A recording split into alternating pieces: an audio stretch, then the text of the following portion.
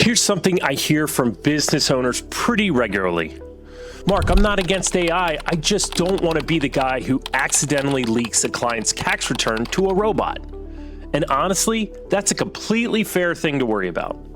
If you're running a CPA firm or a small business where client trust is basically your whole reputation, the idea of feeding sensitive data into some tool you don't fully understand is genuinely uncomfortable. I get it.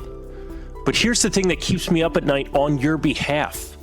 Your employees probably aren't waiting for you to figure it out.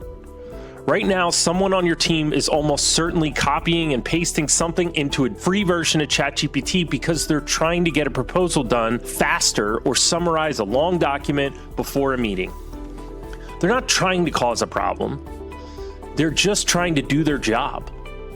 But without any approved tools or a clear policy in place, you have zero visibility into what's happening with that data. That's the actual risk, not AI. The lack of guardrails around it. Not all AI tools work the same way. The free consumer tools, yeah, your data might be used to improve the model. That's real, and that's a legitimate reason to be careful. But business-grade tools like Microsoft Copilot are built into Microsoft 365 work completely differently. Your data stays in your own environment. It doesn't go train some public AI model. It doesn't cross into other company systems. It operates inside the same security walls you already have in place.